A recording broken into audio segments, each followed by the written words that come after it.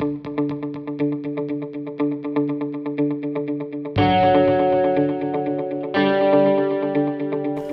everybody, this is Bill with Spirit of 76. We're coming to you today. We're just going to make a short video on the 5-minute show that some of you all have been seeing the video of, and that was put on Pyro Talk. I'm here just to explain a little bit more about it. A few things that you're going to need extra besides what we send you is you're going to need something to cut with, a pair of scissors or a knife, marker to mark the fuse with, and a tape measure. Besides that, everything is going to be pretty simple. Here's an example of what you're going to be getting in with your little package, if you want to call it that.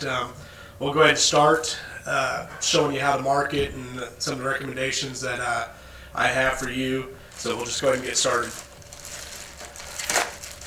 This is just a 20-foot fuse that we're using, just one single fuse. That way you don't have to mix and match fuses. And what I recommend, this is how I've done it in the past, is I just go ahead and just open this up. Get your tape here. Go ahead and run it out a little bit.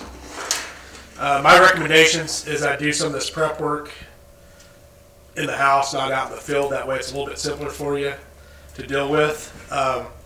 But like I said, this is just some of the prep work. We're just going to show you some of this. Here's the fuse connections that we're going to be using. I'll explain a little bit more on how to use those here in a second. But the first thing we're going to do is we're going to mark the fuse. Looks like the mark needs to go at 7 inches. So I'm just going to take my marker here. I have a frame up there. This is kind of the tedious point, is I'm going to take my first mark it at 7 inches. I know you can't really probably see this mark on the video, but believe me, it's there. I'm just going to keep working down according to where everything is marked. This is how I'm just going to continue to work and just keep going.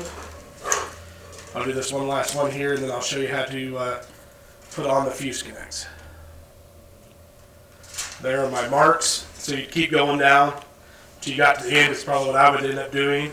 Then I'd come back in, find my mark again, and lay my first fuse connect down.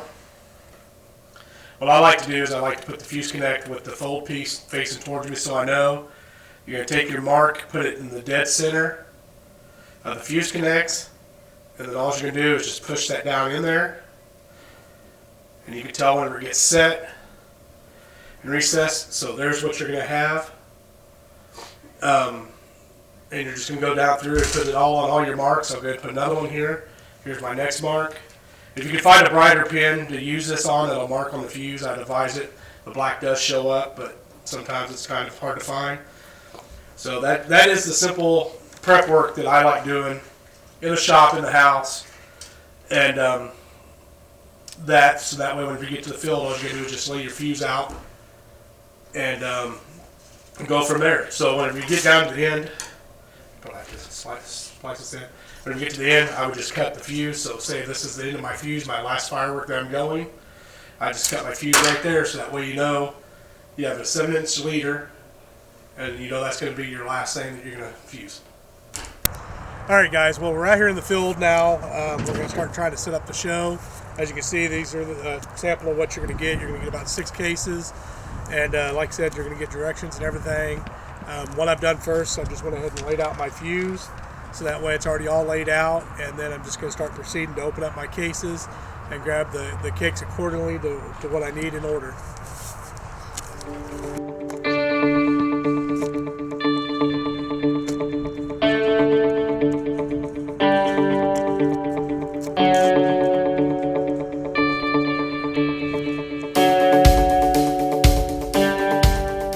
Most important thing is you just got to make sure that when you're sliding these in, is that your fuses from your fireworks are touching the main center fuse, and just fold them over, and it's just that simple.